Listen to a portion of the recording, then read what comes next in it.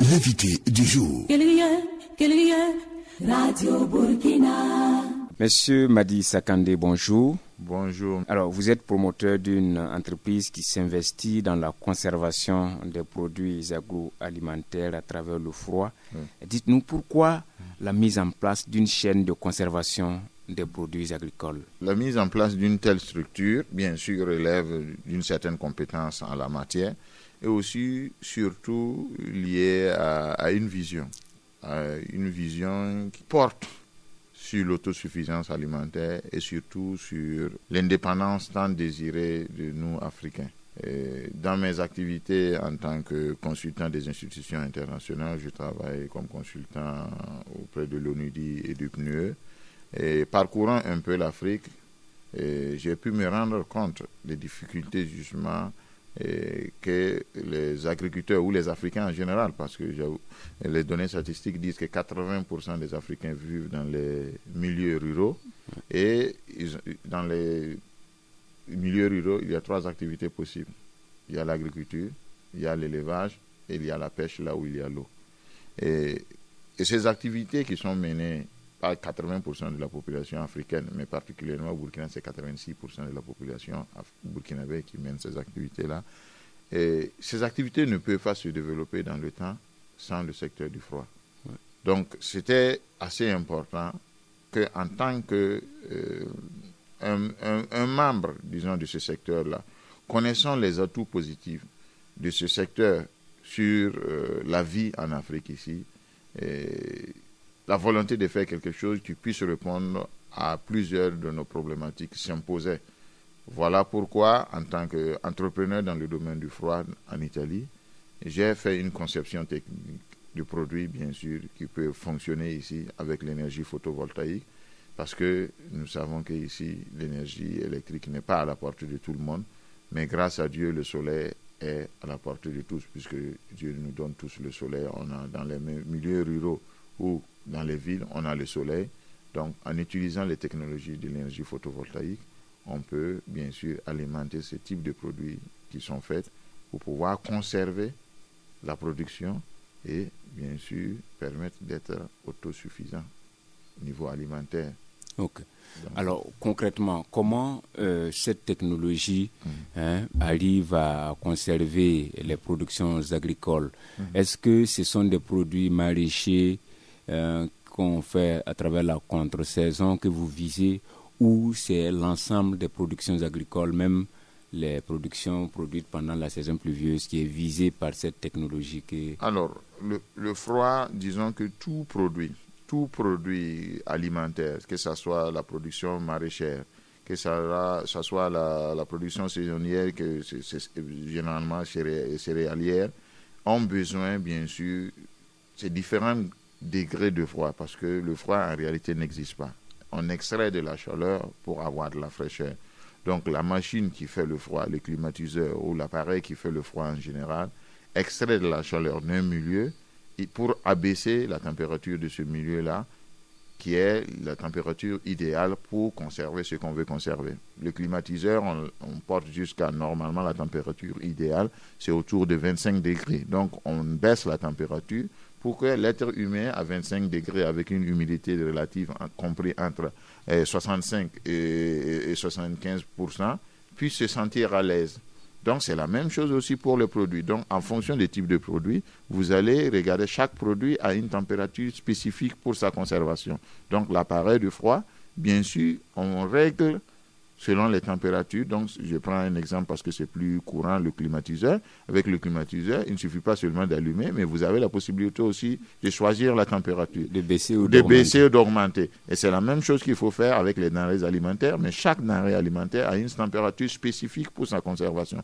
Je prends par exemple le cas du frigo domestique, que beaucoup, au moins ceux qui l'ont à la maison, peuvent se rendre compte. Si vous mettez dans le frigo domestique plusieurs produits ensemble, parce que c'est censé être utilisé dans des brefs délais, mais si vous tenez des produits dans le frigo et vous fermez, à part la partie congélateur qui congèle tout, mais si vous mettez dans le frigo, vous fermez, Si vous laissez pendant une semaine, vous ouvrez, vous allez trouver qu'il y a des produits qui sont encore en bon état et d'autres produits ne sont plus en bon état. Décomposition. Voilà, parce que le produit que vous allez dans bon état, ça veut dire qu'il est dans sa température idéale de conservation. Par contre, l'autre n'est pas dans sa température idéale de conservation. Voilà pourquoi ce produit-là n'est plus en bon état et en décomposition. Donc, les chambres froides, en fait, servent justement pour pouvoir, en fonction de la quantité du produit majeur que vous allez mettre à l'intérieur, ou mettre des produits qui doivent être plus ou moins à la même température. Là, vous pouvez mettre plusieurs produits, ou mettre spécialement le même produit, et donc vous respectez sa température et l'humidité qu'il faut dans cette chambre-là. Et ce produit, en fonction des types de produits, il y a des produits qui peuvent même durer 1 année. Je prends il y a beaucoup de produits, les bananes, les avocats, et machin, qu'on trouve sur le marché ici, que si vous demandez aux revendeurs, les commerçants, ils vont te dire qu'en 2-3 jours, s'ils n'ont pas vendu, ça devient quelque chose de pourri. Et ces produits-là, s'ils sont conservés dans des chambres froides, ils peuvent même durer 1 mois, mais certains même plus. Ouais. Donc, ça dépend des produits. Donc, la production maraîchère, d'ailleurs, qui aussi toute la production maraîchère, parce que la production céréalière, on n'a pas obligatoirement besoin 100% du froid oui. Comme la production maraîchère. Mais tenez-vous compte que la production maraîchère, c'est elle qui est la plus importante. Parce que 80% de la population, 86%, le cas du Burkina Faso, les activités qu'ils mènent après la production, la production saisonnière des 4 mois, c'est 8 mois. Et pendant ces 8 mois, tout ce qu'ils produisent ont besoin d'être conservé. Et sans la chaîne du froid, c'est-à-dire la chambre froide, et le moyen logistique qui doit être réfrigéré pour porter ça dans le lieu d'utilisation, et ainsi de suite, ils travaillent à la perte. Et quand ils travaillent à la perte, ils n'arrivent pas à faire des économies, et bien sûr, il ne peut même pas avoir la pérennité, il ne peut même pas avoir la disponibilité du produit, donc la question de l'autosuffisance alimentaire. C'est aberrant qu'ici en Afrique, qu'on jette 70% de nos productions et qu'on va demander à la fin à manger. Alors, concrètement, vous dites dans vos recherches qu'il y a au moins sur la production, quand on prend par exemple 100 kilos, alors finalement c'est 30 kilos qui arrivent à être consommés.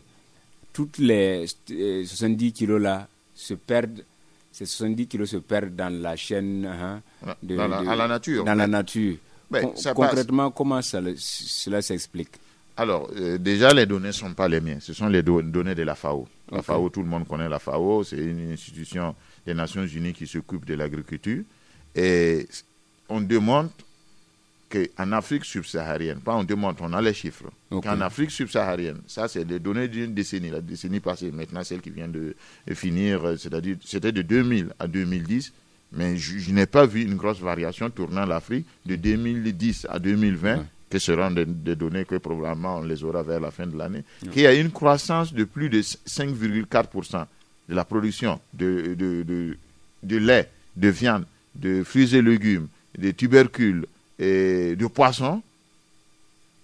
Il y a une augmentation sur la production, mais ce qui arrive à la table du consommateur ou dans le plat du consommateur, je parle de plutôt dire plat parce qu'on est en Afrique, on n'est pas toujours assis à table, et ce qui arrive dans le plat, seulement les 30%.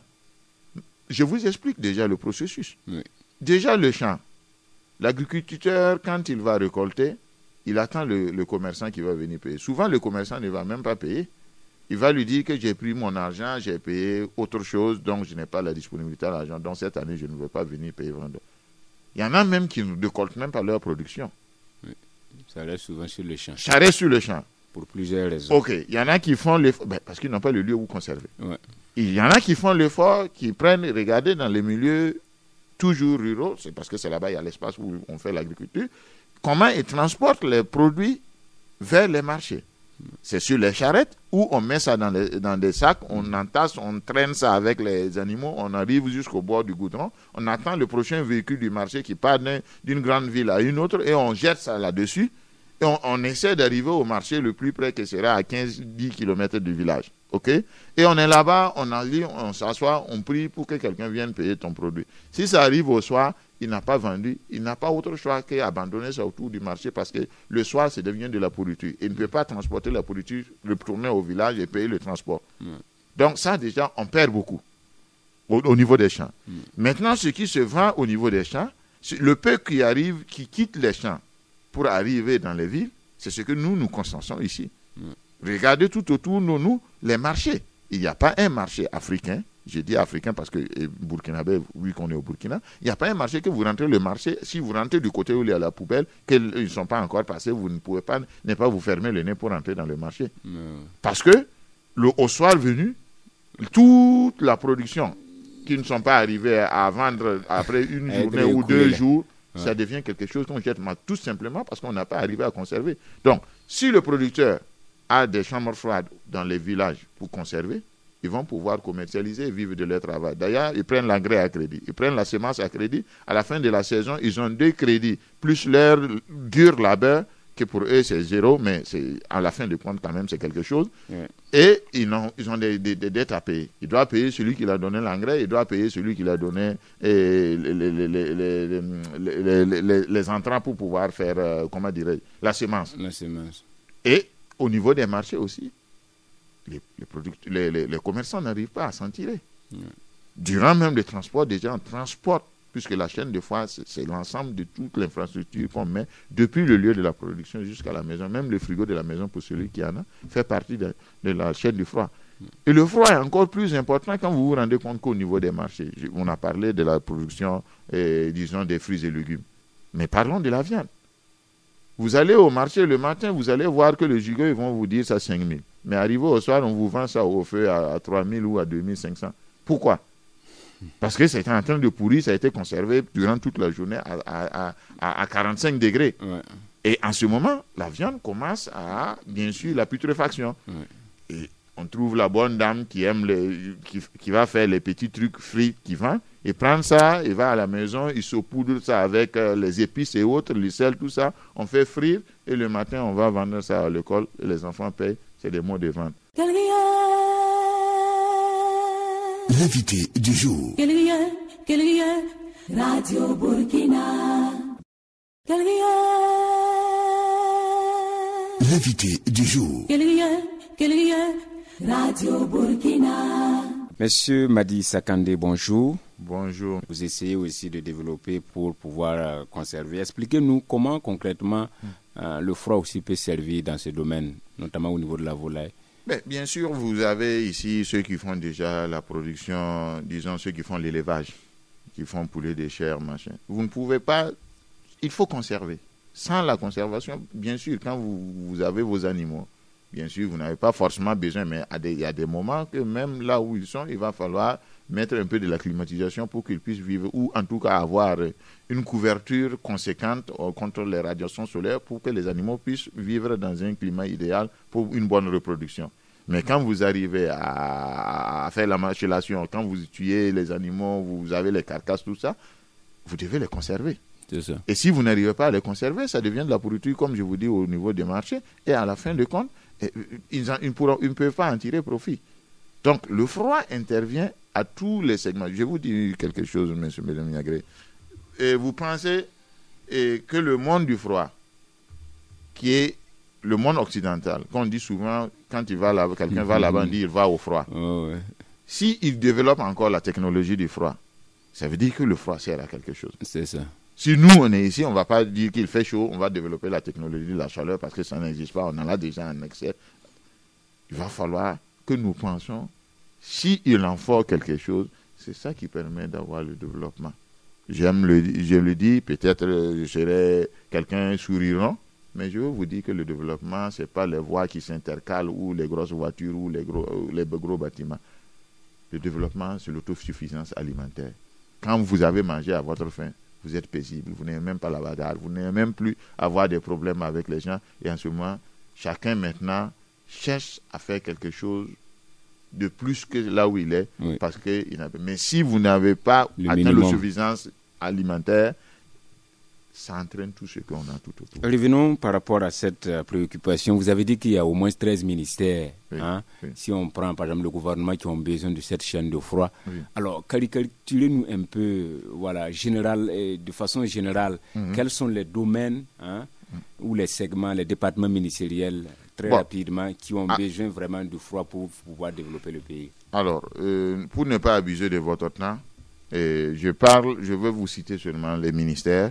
Et bien sûr, les contenus sont un peu longs à expliquer en 2 minutes. Je sais que l'émission quand même a une durée bien déterminée, donc je ne peux pas me permettre de vous expliquer, mais en voulant, si le temps il y a, je peux vous expliquer ministère par ministère. On va commencer par le ministère de l'énergie.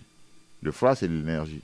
Donc, c'est important que le ministère de l'énergie s'intéresse, parce que si le courant manque, par exemple, le secteur du froid consomme beaucoup d'énergie. Vous savez que ceux qui ont les appareils de froid, climatiseurs et autres, dans la facture du foyer, c'est la consommation des appareils de froid.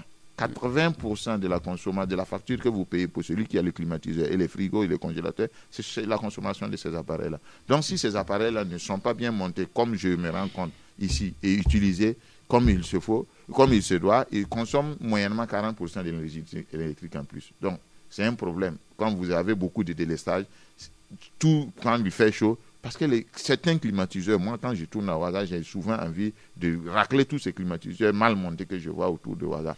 Mais c'est le ministère de l'Intérieur et de l'Énergie a intérêt à cela. Okay. Le ministère de l'Urbanisme a intérêt à cela. Le ministère de l'Environnement, bien sûr, vu que ces appareils-là, le réfrigérant qui est à l'intérieur pose des problèmes à l'environnement, donc il faut que les techniciens qui opèrent dans les appareils de froid soient formés de façon conséquente. Et vu que leur consommation aberrante d'énergie électrique provoque, bien sûr, au niveau des centrales de production d'énergie qui sont faites avec le DDO, c'est du fossile, ça dégage du CO2, ce sont des gaz à effet de serre. Donc, le ministère de l'Environnement a aussi intérêt.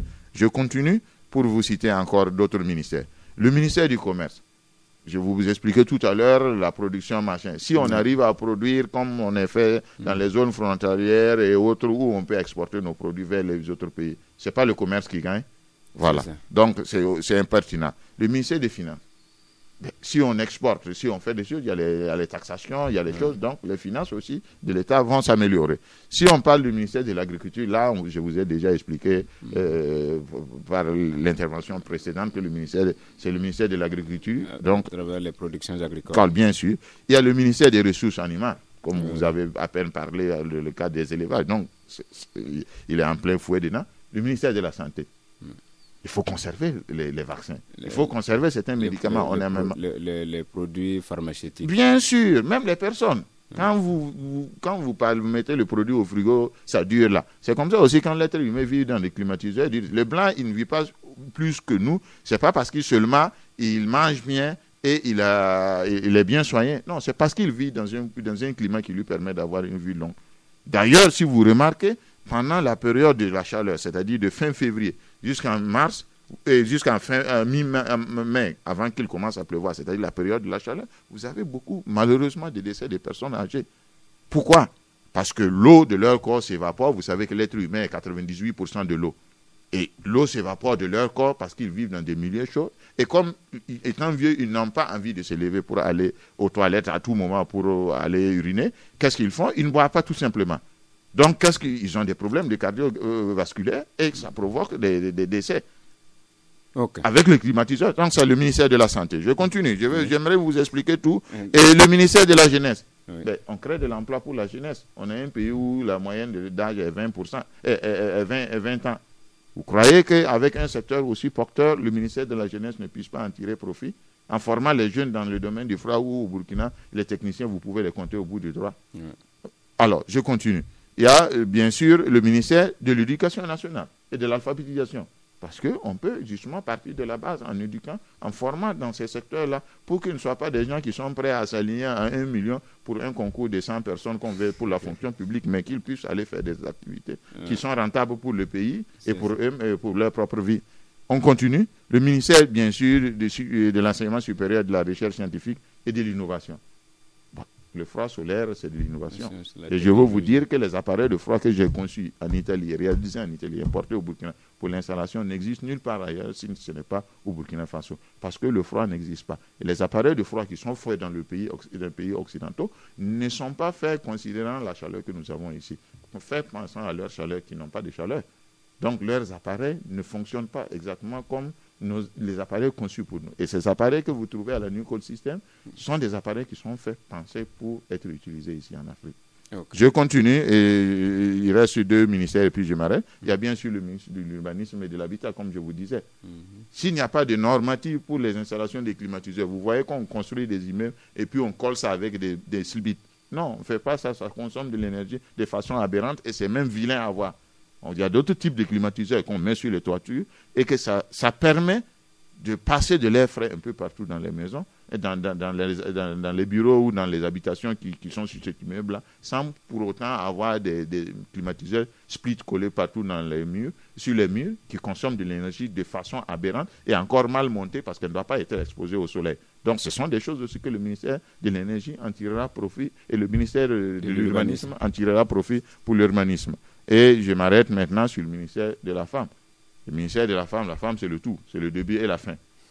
C'est elle qui va gérer la papote, c'est elle qui va donner l'éducation aux enfants, tout ça. Je vous disais que 80% de l'énergie consommée par les appareils au niveau de la famille, c'est les appareils de froid. Alors, si la femme n'est pas formée et ne connaît pas l'utilisation de ces appareils, par exemple, le frigo collé au mur dans la maison, c'est de l'aberrance. Le frigo doit être détaché du mur, mis dans un milieu, ou pas dans la cuisine, mais dans la salle à manger, si vous avez une différenciation dans votre maison. En tout cas, le frigo ne doit pas être dans un lieu chaud. On ne doit pas avoir le frigo à l'intérieur plein de la glace. Vous voyez beaucoup de glace, que pourtant les dames aimaient ça, vous me pardonnez, hein, madame. Vous voyez qu'à l'intérieur de ça, il y a une consommation aberrante d'énergie électrique, donc ce qui veut dire que l'argent de la popote ne suffit pas, parce que tout simplement, on gaspille nous-mêmes l'argent de la popote sans le savoir. Donc, je m'arrête là pour vous dire, le froid, il n'est pas un luxe, c'est une nécessité pour notre développement. Beaucoup de nos pays, j'ai fait une étude il y a 4 ans de cela, pour le compte du PNUE, dans l'Afrique francophone, le froid est considéré comme un luxe et taxé selon les pays à hauteur de 40 à 65%. Alors, vous ne pouvez pas. Normal. C'est pas du tout normal. C'est de l'aberrance. Nous avons certaines normes qui disent que nous devons rester sous-développés. Alors, venons-en au coût, parce que les producteurs qui nous écoutent, ils ont envie peut-être d'expérimenter ce que vous êtes en train de dire, mais les gens se demandent, mais alors, comment on peut avoir ça que ce soit par groupement, comment on peut avoir accès à cette chaîne pour pouvoir conserver? Alors, j'avoue que les prix étant faits de qualité, faits en Europe, et la main-d'œuvre coûte cher en Europe, comme vous le savez, et avec les transports, et je viens tout de suite de vous parler des taxations, parce que les produits importés dans le domaine du froid, malheureusement, au Burkina, sont taxés à hauteur de 44%. Ça fait que le produit n'est pas accessible aux citoyens lambda. Mais ce qui est important, que nous avons déjà des partenaires avec qui nous avons scellé pour pouvoir permettre de payer à tempérament. Donc, il y a des partenaires financiers que quelqu'un qui a une structure ou les fêtières qui ont la volonté de vouloir... le groupement, et ils peuvent venir à la New Coal System. Nous allons les adresser vers les structures avec lesquelles nous avons des conventions qui peuvent financer l'achat de la chambre et eux peuvent payer à tempérament. Parce que j'avoue que les prix, quand bien même ce n'est pas cher par rapport à la qualité et la déduction qu'on a mis pour que ça soit quelque chose de bien et puisse être adapté, la chambre froide qui coûte la moins chère, elle a un volume de 3660 litres, c'est-à-dire 13 frigos domestiques. La plus petite coûte 4 500 000. On va de 4 500 000, 6 500 000 et 8 millions, la plus grande qui fait 9 mètres cubes. Si vous faites la somme de 13 frigos, vous avez plus ou moins ce tarif-là, mais vous n'avez pas le volume. Okay.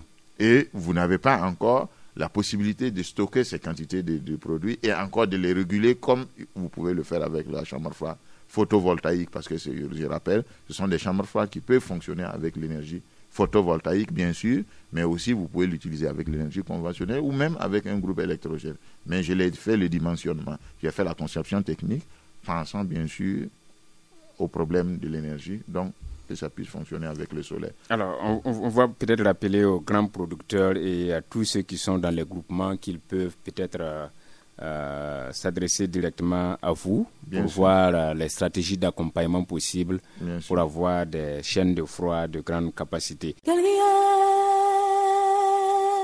L'invité du jour. Radio Burkina.